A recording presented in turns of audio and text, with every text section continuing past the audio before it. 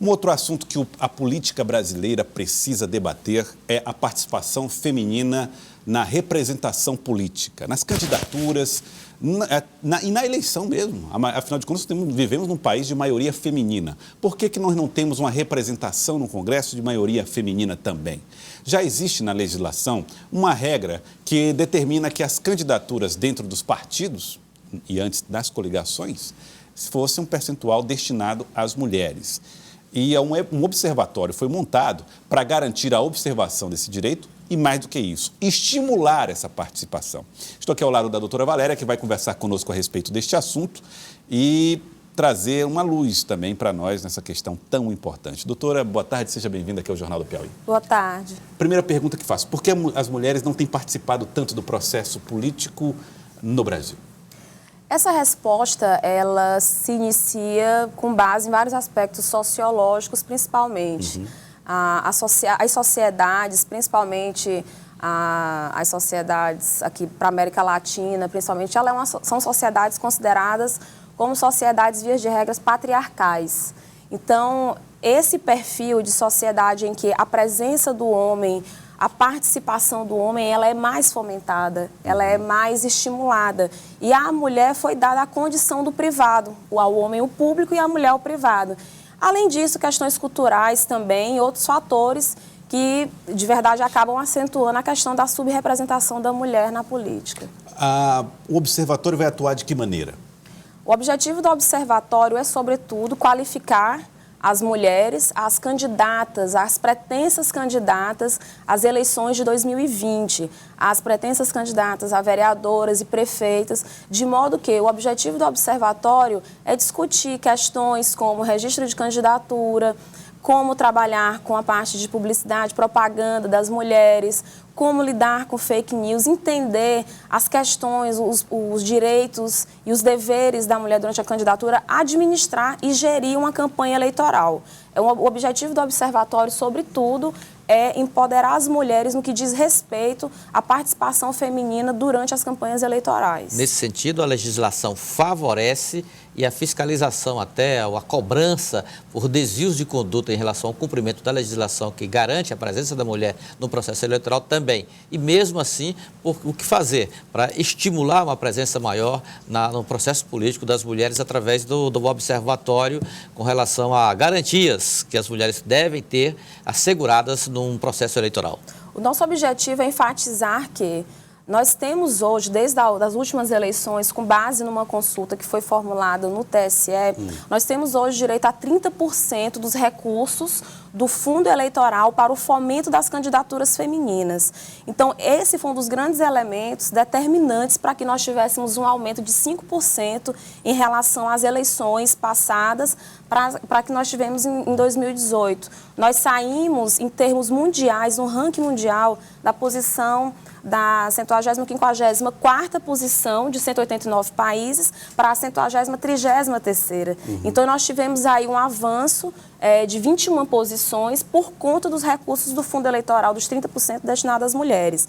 Então, um dos objetivos também do observatório é orientar essas mulheres quanto à questão do recebimento desses recursos, gestão desses recursos e também a forma de prestação de conta desses recursos. Então, nós estamos falando de um trabalho que ele vai muito além de uma fiscalização. Muito ele é uma além. preparação das mulheres para a participação e para o uso dos recursos públicos. Exatamente. O objetivo é que as candidatas que tenham desejos, as pré-candidatas que tenham desejo de participar das próximas eleições, é que elas cheguem qualificadas, que sejam candidatas viáveis e que elas tenham real condições de disputar com qualidade em relação aos homens. Porque existe o mito de que política não é para mulher e que mulher não gosta de política. Agora a senhora percebe o interesse dos partidos na presença da mulher ou é só para cumprir por cumprir a lei? Hoje nós começamos a ver um movimento diferenciado após alguns movimentos no que diz respeito, sobretudo, às decisões judiciais, a forma como o TSE tem conduzido isso, a forma como o próprio TRE também vem observando. E os partidos hoje têm dado esse giro no sentido de que eles entenderam que a mulher aperfeiçoou o processo de representatividade. A senhora atribui à lei essa percepção? A lei tem papel nisso? De início, sim. Ou ela acaba fazendo assim, uma espécie de gol contra, tiro no pé, ela funciona? De início, foi obrigado que isso acontecesse, né? Porque, infelizmente, no Brasil nós não temos cotas voluntárias, nós não temos o percentual voluntário dentro dos partidos, exceto 1 ou 2 partidos que já fazem, historicamente já fazem isso. Alguns partidos têm um número maior de mulheres, mas foi necessário que, por meio de legislação infraconstitucional, viesse a fomentar a presença dessas mulheres no processo eleitoral. A qualidade da participação, vocês vão tratar também de pautas da agenda que vai ser debatida por essas mulheres candidatas? Nesse momento, ainda não. As pautas, elas costumam ser muito pessoais, muito do programa do partido. Então, veja que hoje nós temos uma imensidão, uma variedade imensa de partidos e cada um com seu conteúdo programático. Então, às vezes, acaba sendo mais difícil a gente direcionar apenas um tipo de ideologia, apenas um tipo de programa, quando a gente tem essa pluralidade.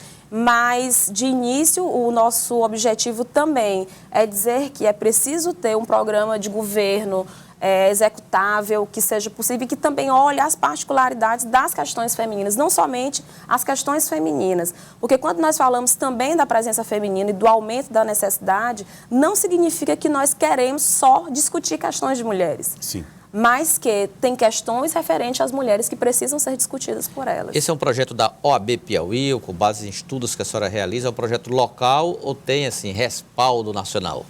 Na verdade, esse projeto ele nasceu a partir de uma pesquisa, né, da minha dissertação de mestrado, que está em curso, e por conta da ausência de instrumentos que pudessem fomentar, qualificar, nós criamos esse observatório, apresentamos o projeto para a Comissão da Mulher Advogada, na pessoa da doutora Dalva Fernandes, que acolheu com muita prontidão, e levamos o presidente, o Dr. Celso Neto, que entusiasticamente abraçou a causa. Foi quase um laboratório, uma experiência que virou realidade. Exato. E a ideia é que hoje a presidente do Conselho Federal, a presidente da Comissão da Mulher Advogada a nível nacional já tem conhecimento do observatório, e a ideia é de que a gente possa unir esforços e tornar essa prática replicável. E quem compõe o observatório? Hoje o observatório é composto por mim, pela presidente da Comissão da Mulher Advogada, também pelo presidente Celso Neto e outras advogadas também já da Comissão da Mulher Advogada. Tem alguma integração, por exemplo, com a comissão que já existe na OAB que trata exatamente de crimes eleitorais? Na verdade, hoje a OAB ela tem a Comissão de Direito Eleitoral. Essa discussão, essa interação ainda não foi aproximada com a comissão, mas a comissão, de algum modo, no projeto Elas na Política também esteve envolvido. E os próximos passos agora é realmente melhorar, aperfeiçoar esses laços, essas parcerias que se somarão às às ações do observatório. As mulheres, você falou a respeito das mulheres que têm dificuldades ou que, por conta do não estímulo à participação, acabam não sabendo direito como conduzir suas campanhas e o gasto desses recursos de campanha. O observatório ele pode ser procurado para dar essa orientação? Como é que pode ser feito isso? Pode sim. O primeiro contato que quem tiver interesse é para procurar o observatório é através do e-mail elasnapoliticapi@outlook.com. Em janeiro de 2020, nós vamos fazer o primeiro curso de campanha eleitoral para mulheres, estritamente dedicado para mulheres, com as particularidades de uma campanha feminina. Vai ser realizado na OAB em janeiro de 2020. Dizer, independente de partidos, as mulheres podem procurar o independente de partido, ou partido nos procurando ou não, essa é uma atitude, é uma ação social, é para todos. É uma forma que nós encontramos, inclusive, de nos colocar à disposição e como mediador, realmente para aquelas mulheres que têm interesse, mas que não tiveram até o momento qualificação para participar das campanhas eleitorais. Vamos repetir então o e-mail? elasnapoliticapi@outlook.com. elasnapoliticapi@outlook.com. Olha, quero agradecer a doutora Valéria Paz Landim, não só agradecer, parabenizar pela iniciativa e agradecer pela entrevista e pela iniciativa também, que ajuda a comunidade a debater mais a participação feminina na política. Muito obrigado pela participação, sucesso no projeto. Obrigada. Obrigado. Muito obrigada. Elivaldo, siga conosco. Com certeza, Joelson. E também pedir ao reiterar também que o presidente, a diretoria da OAB também reforce, como vem fazendo cada vez mais, esse extraordinário projeto. Muito bom, Elivaldo Barbosa.